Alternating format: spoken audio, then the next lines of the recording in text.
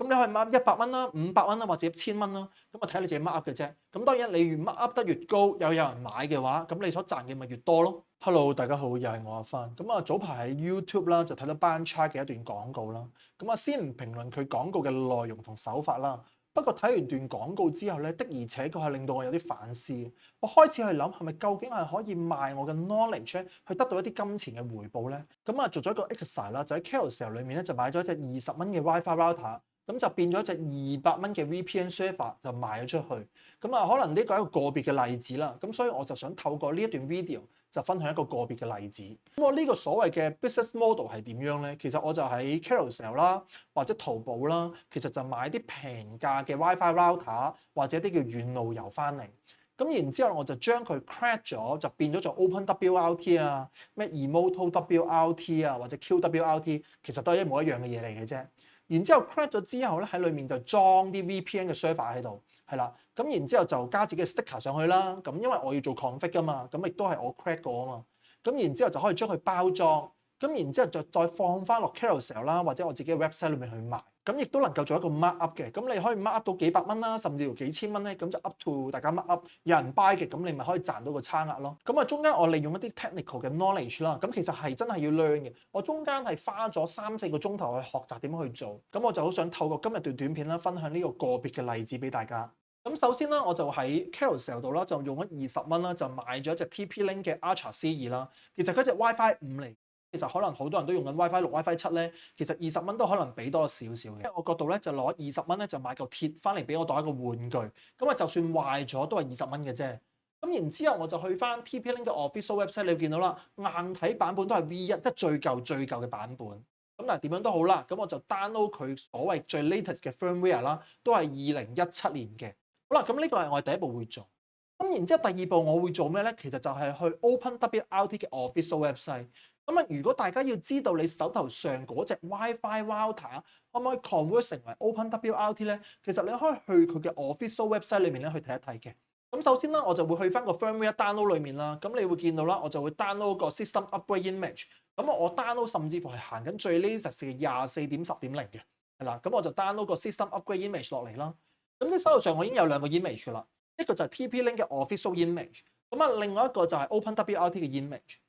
咁接住落去啦，咁我就要將呢2個 image 抄落去我一部 Linux 機裏面，因為我要將佢 combine 咗成為呢一隻叫 Ultra C2 嘅 OpenWRT image 啊嘛。咁我就利用 WinSCP 啦，咁啊抄咗入去我嘅 Ubuntu Linux 裏面啦。咁然之後就好簡單啦，我就跟翻 OpenWRT 嘅 official website，然之後行幾行指令。咁你會見到我就 dd 空格 if 等於，咁就成個咩 Ultra C2 嗱呢個 dot 邊咧。係 TP-Link 嘅 official image，我哋抄咗落嚟，係啦。咁然之後就下面去翻咩 skip 等於512啦 ，space count 等於131,072啦。其實我係要將佢拆翻個 bootloader 出嚟，好啦。然之後拆咗之後咧，我就要將個 bootloader combine with 我個 system upgrade 個 OpenWRT，就即係將個 bootloader 個 image dot u boot dot 邊啦，就將個 u boot dot 邊啦，然之後就 combine 咗 system upgrade，咁啊將兩個 combine，然之後我就可以 upgrade 噶啦。所以你會見到啦，我都係透過嗰行指令啦，咁啊變翻個名啦 ，Ultra C2 V1 underscore TP underscore 跟住 recovery dot bin。咁其實我所做嘅嘢完成噶啦。咁啊接住落你會見到個 file 喺度啦。咁我哋就利用 WinSCP 啦，就將翻呢個 dot bin file 咧抄翻落嚟先。咁其實我哋基本上已經完成咗我哋50% 噶啦。咁啊接住落點樣咧？就裝翻個 TFTP server 喺我部 Windows 機裏面啦。咁啊然之後就有幾樣嘢要注意嘅就係我熄晒所有嘅 Windows file。咁接住落去咧就係我所花嗰2至3個鐘頭所學習嘅嘢啦。咁啊首先我會入翻去我張 LAN 卡度啦，然之後我要揀出 Advanced，因為我要將我個 speed 咧由原本由1G 好 common 嘅啦，係咪？1G 你一定 upload 唔到個 image 上去你隻 WiFi router 度。咁我就要人手將個 speed 就呢個位 speed and UPS 咧就變咗做10 half。咁可能因為怪我之前冇睇個 document 睇晒佢啦，咁所以我就出現咗個問題。咁然之後接住落去會點樣咧？就去翻個 TFTP server 裏面咧，就揀翻個 server 嘅 interface 啦。然之後你會見到我就揀翻啱個 directory。咁之後咧，其實就係最主要呢個位啦。咁我就將個 window of 10咧就變咗做1000 byte。咁基本上你呢 part 做埋咧，你已經做埋嗰餘下嗰30%。咁啊，即係你已經做咗80%噶啦。咁呢隻就係我喺 Carousell 買翻嚟嘅 Ultra C2 啦。咁啊，首先當然我哋要插好嗰條 LAN port 去啦。咁我哋就要將個 LAN port 喺 port 1裏面咧，就插翻落去我自己部 notebook 裏面。咁呢個係第一部分我哋所需要做噶啦。咁當然 LAN port 插完咗之後咧，咁我哋就要 reset。咁我就撳翻個 reset button 啦，然之後就 power on off 佢啦。